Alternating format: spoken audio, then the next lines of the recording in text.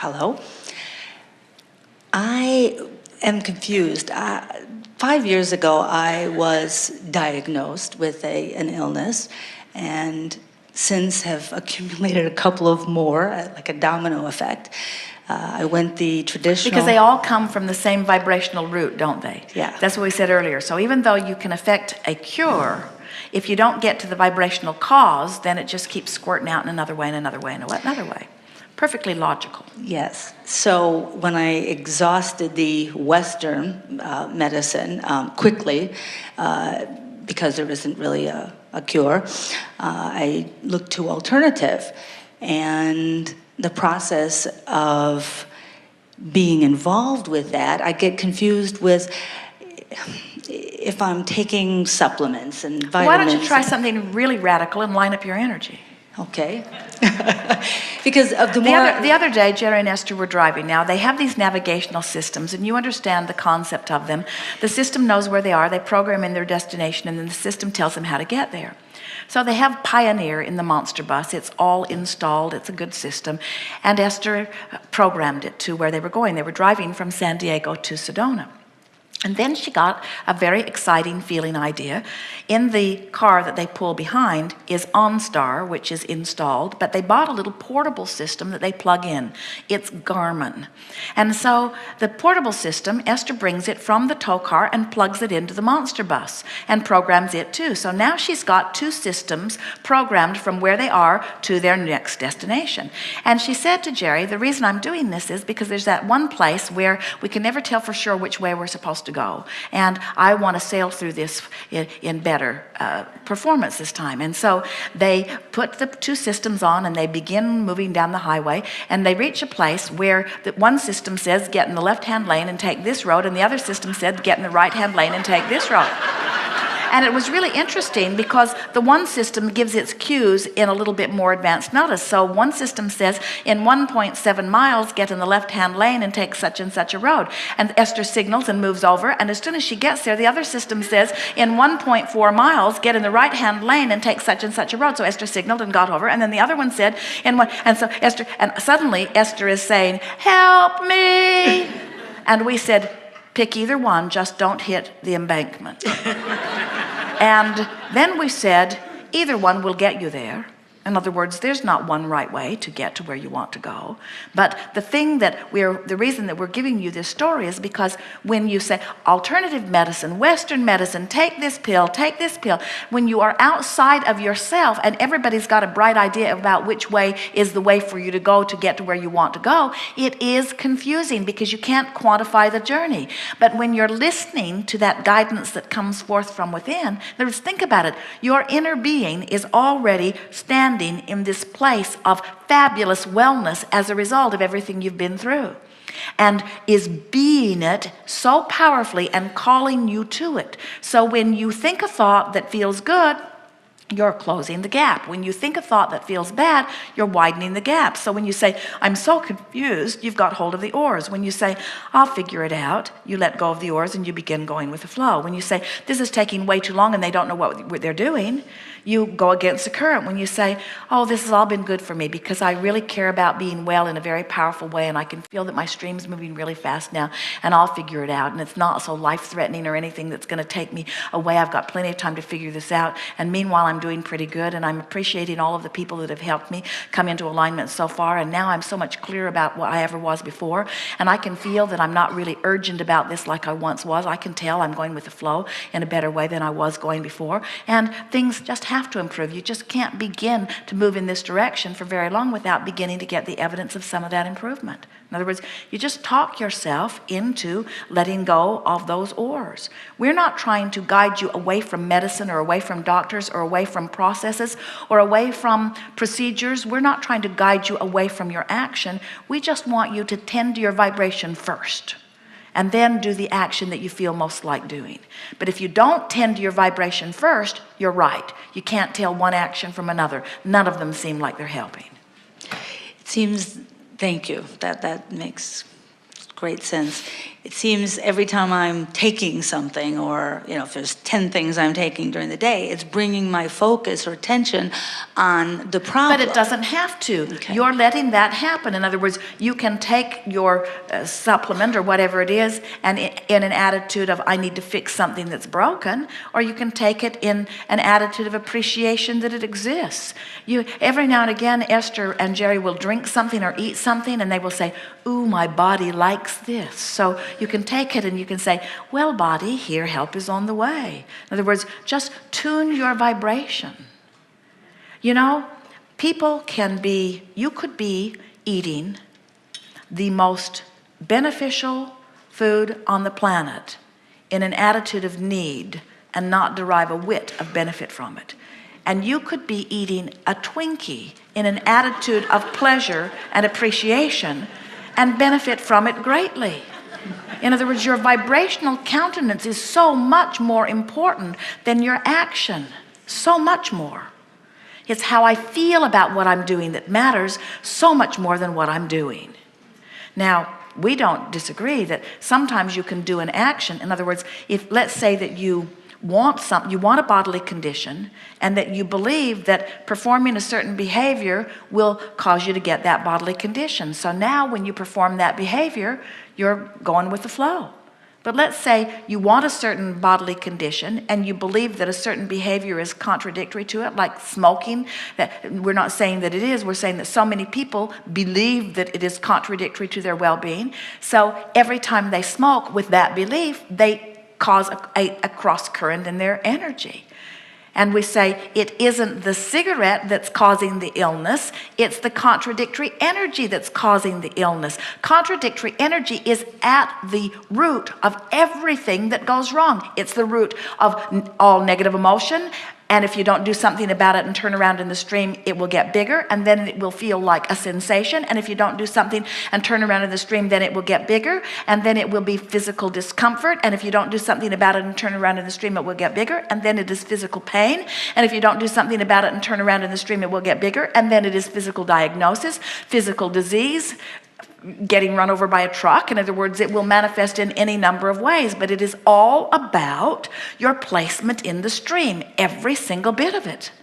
It's hard for you to hear it because you are physical creatures who interpret vibration so vividly that you see the stuff that you call reality, and so you don't want to talk about vibration. Vibration is the basis of that which you are. And if your current is crossed, if you are not moving, if you are not letting yourself be who you have become, there isn't enough action in the world to compensate for it. A woman said one day, I'm pretty positive and I've got these big labels of illness, and my friend is really negative and she's not sick. It's not fair. And we said, her stream's not moving as fast as yours.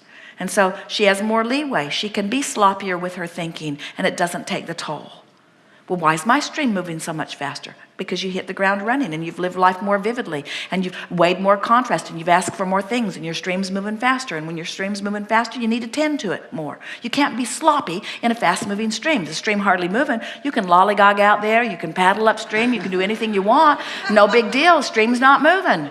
Get in the lake, paddle all around. It's a whole different deal. But when you're in a stream that's moving, you got to go with the stream or it beats you up.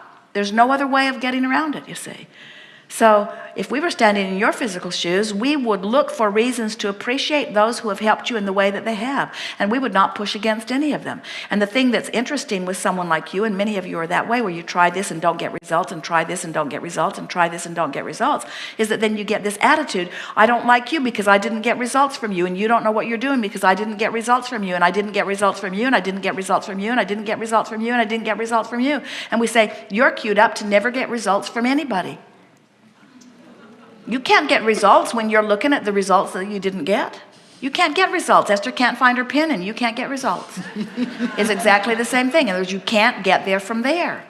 And so you've got to let the action and what's been going on be the non-issue that it is, and get right to the heart, which is the issue, which is, what am I doing with my vibration? Well, how do I know, Abraham? How do I know what I'm doing with my vibration? Can't see my vibration, can't smell my vibration, don't know about my vibration. We say you can feel the vibration in your solar plexus. Good feels good, not so good feels not so good. In other words, it's very, very easy once you hear it and once you apply it. So a little bit of worry means not going with the flow. Anger means not going with the flow. Frustration means not going with the flow. Hopefulness means going with the flow. So you put your boat in wherever you put your boat in. And where do you think your boat is? In other words, what do you think you commonly feel? Are you afraid? Sometimes. Are you angry? Moved up from that. But moved up from anger. So you're Frustrated. So I'm just frustrated. This has been going on too darn long. I'm frustrated with me for not getting my act together. I'm frustrated with them for not getting their act together. I'm frustrated because I'm not where I want to be. I'm just tired of this. And we say upstream, upstream, upstream. So now frustration, it's not so hard to turn from frustration, but the evidence of the feeling of relief isn't quite as keen. So you have to feel for it. You have to feel for it more discriminately. So give us some words that soften that frustration. You've got hold of the oars of frustration. We all heard it from you, and we've amplified it with our words as we've spoken on your behalf. Now say some things that just cause you to let go of the oars. We don't want you to even turn your boat around. You don't have to. The current will turn you around. Just let go of the oars. Say some things. I'm going in the right direction. Just let go. Just let go. Let it go. More? I'm okay. I'm okay. And I don't know why I've been making such a big hairy deal out of this. I'm sort of picky about what I do, and that's not a bad thing. That's a good thing. But I've just been sort of like doggedly attached to this, and I don't need to be. No. I've made it way bigger than it needs to be. Yes. And as I chill more and get focused upon some other things, now you felt that relief already. Yes. That just softened right there. In other words, you just turned in the stream, and that you did just now counted for more than all of the other processes that you've done together over all that time. That was more meaningful. So we know it's awkward. We know it's kind of hard. We know it's not the first thing that you think of. But how long did that take? Seconds. Not very long. And what if it took a minute? What if it took a whole hour? What if it took you all day, off and on, to get to that? Such leverage in it, you see. Such leverage in it. So now you're not joyful, you're not full of appreciation, you're not even full of belief, but you are less resistant than you were a little bit ago. So next time you think about it, you'll think about it from an even less resistant place, and then your work's the same, feel better still. And then you'll think about it from an even less resistant place and feel better still, until before you'll know it, you'll say, I hardly have any evidence of this at all anymore. It's like it moved right through me. It's like I don't even know what the big deal was. I don't know why I hung on to it so long, but I'm sure glad it's gone. And now I know anything that comes along, I know what to do with it. So I don't have to be afraid of anything ever again because I know what to do. So what if I'm not paying attention and I watch a movie? Esther watched a movie there's a new television program that comes on, and there are actors in it that she has always really liked. So she started watching the program that comes on every week, and it is the most dysfunctional family that she has ever spent time with.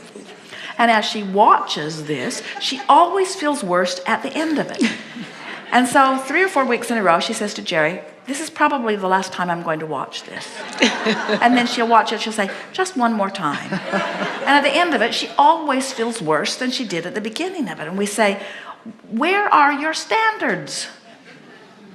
You'd rather be stimulated than feel good? You'd rather be right than feel good? You'd rather be argumentative than feel good? You'd rather be entertained than feel good? In other words, you got to decide that nothing is more important than the way I feel, and then you get better about the choices that you make. Better about who you spend time with, better about the things you think about, better about the things you dredge up from your past, better about the television programs that you watch, better about the things you think about, better about the objects that you turn your attention to. In other words, you care about how you feel, you start guiding yourself in alignment with the best of you. Do you know that, let's say that you move through some buildings. Let's say that you are reconstructing your house and you are gathering data, and you move through buildings and you're looking for things that you might like to incorporate. And you're saying, oh, that's nice. Oh, that's nice. Oh, that's nice. Oh, I'd like that. I'd like that. And you literally start fashioning a picture of what you are wanting. And every day of your life is like that. You are fashioning a picture, not of something that one day will be, but of something that right now in the larger part of you is already. So, friends, we have a bulletin for you. It might be the fifth thing that you want to remember from this gathering, and that is you must get up to speed with who life has caused you to become, or you will not be joyful. You must get up to speed with who life has caused you to become. And there's nothing like a long time, irritating, not very important illness to really make you become, you say. Good time for a segment of lunch. We are complete. Thank you.